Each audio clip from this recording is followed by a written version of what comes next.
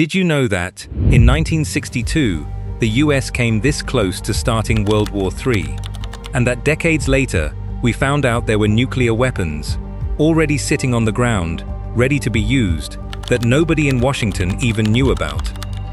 It's not a story your teachers will tell you, but it's true. But I digress. Here is the man who almost dragged America into a war it could never have walked back from. Curtis LeMay, arguably the most terrifying general in American history. In case you don't know him, a fact that would probably just confirm every dark thing history has said about him, Curtis LeMay was the most feared bomber commander the United States ever produced. Unlike a lot of the generals who get remembered, LeMay didn't come from money or connections or a name anyone recognized. He grew up poor, the son of an itinerant laborer, and joined the Army Air Corps in 1928, with nothing but raw technical obsession and a total absence of small talk. He flew, he studied, he memorized. By the time World War II reached Europe, LeMay had turned failing daylight bombing runs into some of the most effective raids of the war, simply by refusing to accept that effective and safe had to mean the same thing. Then, he was sent to the Pacific, and that's where LeMay stopped being just competent and started being something else entirely. His predecessor in the Pacific had just been fired for being too soft to get results. LeMay was brought in specifically because command believed he wouldn't hesitate. He didn't. On the night of March 9, 1945, LeMay sent 300 bombers over Tokyo, stripped of armor and flying low, dropping incendiaries instead of standard explosives. In a single 6-hour raid, an estimated 100,000 people were killed, and 16 square miles of the city burned to the ground. More people killed in one raid than in either atomic bombing that would follow it months later. LeMay's own command diary that night read simply, "The heart of this city is completely gutted by fire." Later, when asked whether the civilian death toll bothered him, LeMay said this, "I suppose, if I had lost the war, I would have been tried as a war criminal. But all war is immoral, and if you let that bother you, you're not a good soldier." By the time Japan surrendered, LeMay had firebombed 64 Japanese cities, and America treated him as a hero for it. He was on the cover of Time magazine. At 38 years old, he became the youngest 4-star general in the history of the United States Air Force, and held that rank longer than anyone before or since. After the war, LeMay didn't slow down. He took command of the Strategic Air Command and turned it into the most powerful nuclear strike force on Earth, personally overseeing America's entire nuclear bomber deterrent through the tensest years of the early Cold War. His men called him Iron Ass. The nickname wasn't affectionate exactly, but it wasn't really an insult either. It was just accurate.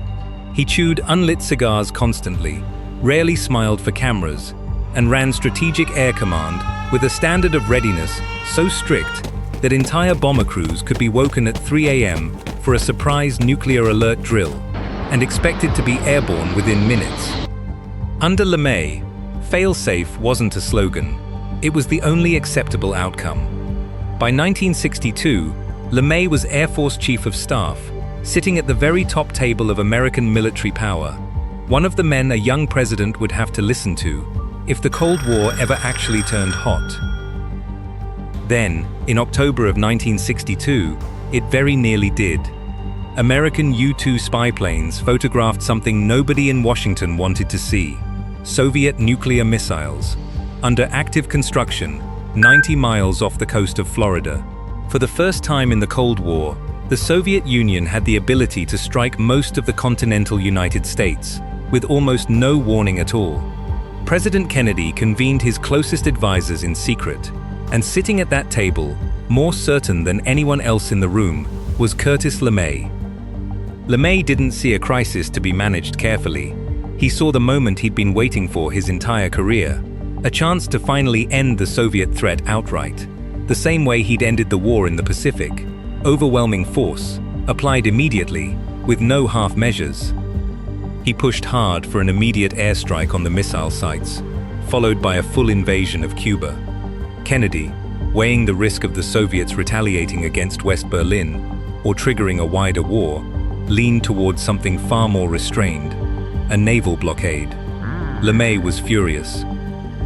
On October 19, 1962, in front of the Joint Chiefs, LeMay told the President of the United States, to his face, that the blockade was almost as bad as the appeasement at Munich, a direct insult aimed squarely at Kennedy's own father, who, as ambassador to Britain, had supported Chamberlain's appeasement of Hitler 2 decades earlier. Then he added, "In other words, you're in a pretty bad fix at the present time." Kennedy, stunned, said, "What did you say?" LeMay didn't back down. "You're in a pretty bad fix." Kennedy, diffusing it with a laugh he didn't entirely mean, replied, "You're in there with me." Kennedy chose the blockade anyway, and against nearly everyone's expectations, including LeMay's, it worked. Khrushchev agreed to withdraw the missiles. The world stepped back from the edge. LeMay was not satisfied, not even close. At a follow-up meeting weeks later, with the Strategic Air Command still sitting at DEFCON 2, one full step below actual nuclear war, LeMay was still pushing for military action, still treating the resolution as a lost opportunity rather than a crisis survived. Privately, he told a friend, "We had a chance to throw the communists out of Cuba, but the administration was scared to death the Soviet Union might shoot a missile at us. It gets worse." Earlier that same year, LeMay had been one of the men behind a proposal called Operation Northwoods, a plan to stage fake terrorist attacks on American soil and blame them on Cuba, specifically to manufacture public support for an invasion. Kennedy rejected it outright and quietly had the plan's other author reassigned out of the Pentagon within months. That wasn't LeMay's only extreme proposal that year either. At another point, he argued that the United States should simply launch 5,000 missiles at the Soviet Union in one coordinated strike, calculating that it would be enough to destroy all 350 Soviet missiles before they could be used. Kennedy and Defense Secretary McNamara rejected the plan as, in their own words, simply immoral. Here's the detail that didn't come out until decades later. And it's the reason this story is genuinely terrifying, instead of just tense. Nobody in that White House room, not Kennedy, not LeMay, not anyone, knew quote that the Soviet forces on Cuba already had tactical nuclear weapons on the ground, ready to use against any American invasion force. If LeMay's plan had been followed, if the airstrikes had happened, and the invasion had followed the way he wanted it to, those weapons would very likely have been used on American troops, on a beach, in the opening hours of a war everyone would have called conventional, right up until it wasn't. The man arguing loudest for certainty was the one furthest from understanding what he was actually asking for. LeMay never really recovered his influence after Cuba.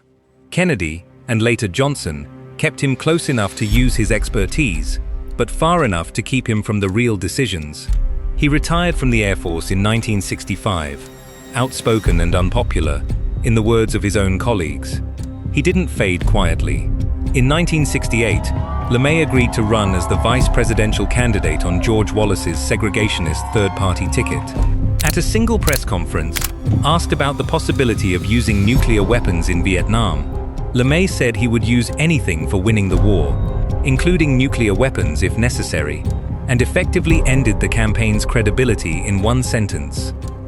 By the time Hollywood made Dr. Strangelove, the character of the deranged general, obsessed with nuclear annihilation, was widely understood to be modeled, at least in part, on him. The journalist I.F. Stone had a simpler name for him, the caveman in a jet bomber. He died in 1990, remembered less as the man who helped win a world war, and more as the man who almost couldn't stop himself from starting the next one. Kennedy's restraint during those 13 days is now taught as one of the defining examples of crisis leadership in American history, the moment a president held the line against his own military's certainty and, as far as anyone can tell, kept the planet from ending. He didn't get to enjoy much of that legacy. He was assassinated a little over a year later and never lived to see the tactical nuclear weapons detail confirmed, or to know just how close his caution had actually come to being the only thing standing between the world and catastrophe. What did Curtis LeMay's dentist call him? The iron flosser.